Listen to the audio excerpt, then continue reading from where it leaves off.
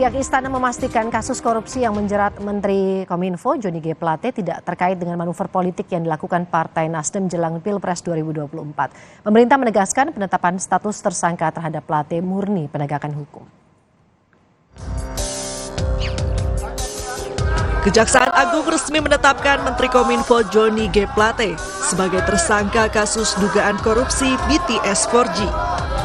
Santer berembus dugaan jika penetapan tersangka ini bermuatan politik.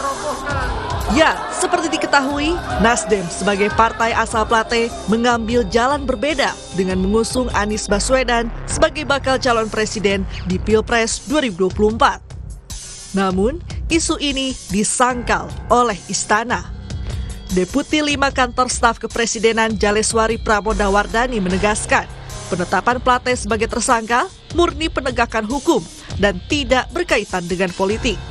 Pemerintah menghormati proses hukum yang tengah berjalan dan mempercayakan profesionalitas aparat penegak hukum dalam bekerja. Kita serahkan saja pada proses hukum. Yang terjadi tidak ada sangkut pautnya dengan politik. Ini murni proses penegakan hukum tindak pidana korupsi, sehingga kita tidak perlu banyak berspekulasi. Tentu, yang terjadi bukan hal yang kita harapkan bersama. Pada banyak kesempatan, Presiden juga telah mengingatkan untuk kerja yang benar dan hati-hati. Untuk mengambil alih jabatan Menkominfo, Presiden akan segera menunjuk pelaksana tugas atau Menteri ad interim.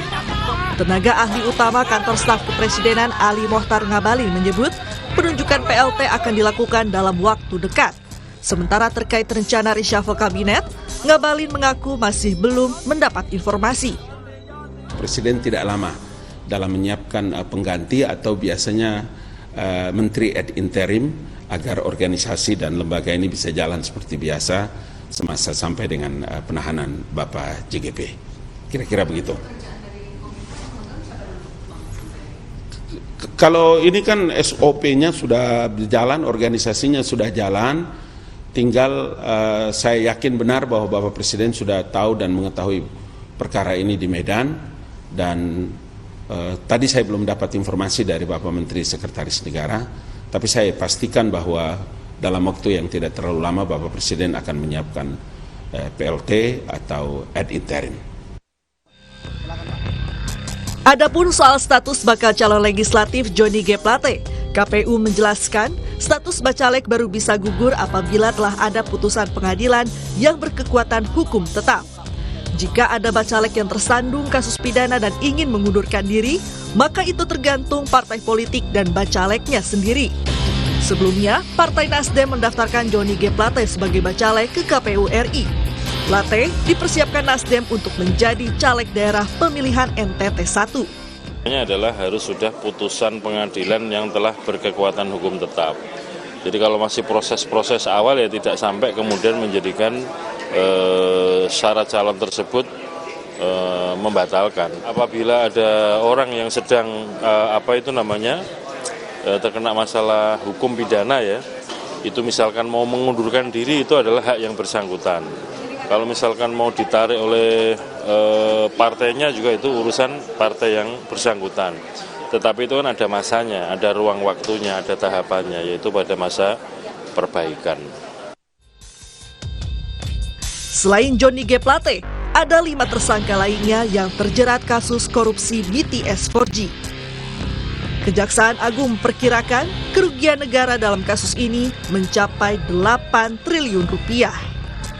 Tim Liputan Kompas TV.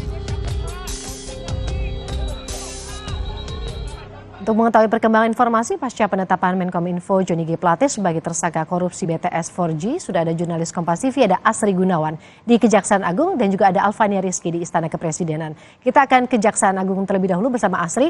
Asri, berarti saat ini sudah ada total 6 tersangka yang terjerat korupsi BTS 4G. Apakah ada pemeriksaan lanjutan terhadap saksi-saksi lainnya, termasuk dengan adik dari Johnny G. Plate? Bagaimana kemungkinan munculnya tersangka baru juga dalam kasus ini?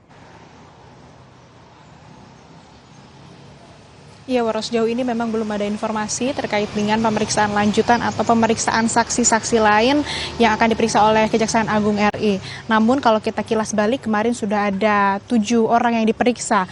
Satu diantaranya memang Johnny G. Plate yang sudah ditetapkan sebagai tersangka dan ditahan di Rutan Kejagung Cabang Salemba untuk 20 hari ke depan, dan 6 orang saksi lainnya memang ini tidak ada pernyataan ataupun juga rilis dari Kejaksaan Agung apakah statusnya dinaikkan sebagai tersangka atau tidak. Yang jelas baru ada penetapan tersangka baru hanya Menkominfo Johnny G. Plate. Nah, dari 6 orang saksi yang diperiksa oleh Kejagung kemarin, tidak menutup kemungkinan satu diantaranya merupakan adik Johnny G. Plate, Gregorius Alex Plate. Karena kita ketahui Gregorius juga memiliki keterlibatan dalam dugaan tindak pidana korupsi kasus pengadaan BTS ataupun juga tower BTS 4G dan bakti Menkominfo 2020-2022.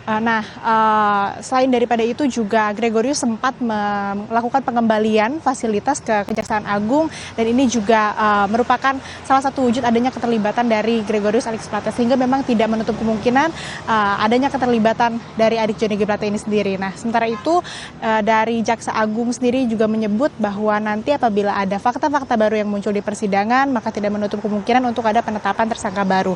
Tapi yang jelas untuk saat ini baru dilakukan pemeriksaan 7 saksi ataupun juga 6 orang saksi, yang satunya adalah tersangka Johnny G. Plate. Kemudian dari Kejaksaan Agung juga sudah melakukan penggeledahan di rumah dinas Johnny G. Plate, di kantornya juga, dan di kendaraan pribadi milik Johnny G. Plate untuk kemudian bisa memperkaya bukti dan juga untuk bisa mengembangkan kasus ini, untuk bisa mengusut dan juga mengetahui aliran dana yang diduga ada tindak pidana korupsi begitu terkait dengan proyek ataupun juga pengadaan infrastruktur menara BTS 4G dan juga pengadaan infrastruktur pendukung bakti Kemenkominfo 2020-2022. Woro.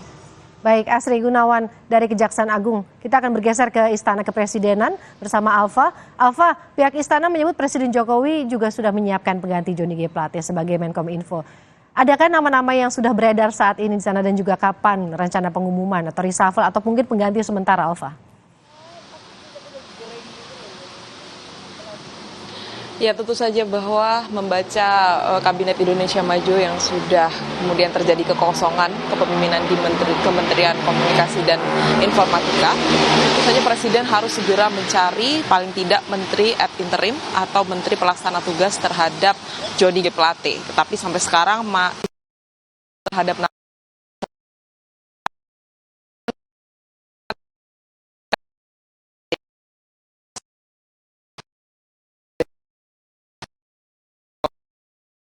menyebut tidak mengajukan nama. Tetapi tentu saja Istana harus segera mencari nama tersebut. Presiden belum memberitahukan kapan reshuffle akan dilakukan. Tetapi mengingat kegiatan Presiden yang akan segera berangkat ke Jepang, tentu saja nampaknya reshuffle ini akan mundur. Tetapi kalau memaknai apa yang terjadi pada Johnny G. Plate, kemarin penetapan tersangka dilakukan pada hari Rabu Pon. Tentu saja ini menjadi hari favorit Presiden Joko Widodo untuk mengganti atau melakukan perombakan di struktur Kabinet Indonesia Maju. Sampai sekarang belum ada namanya, Woro dan juga saudara. Tetapi kalau melihat siapa-siapa saja yang kemudian dipanggil oleh Presiden ke Istana di luar partai atau di luar tokoh politik partai pendukung pemerintah, ada satu nama yang kemudian menjadi sorotan publik, yaitu Ketua Umum Partai Perindo, yaitu Haritanu.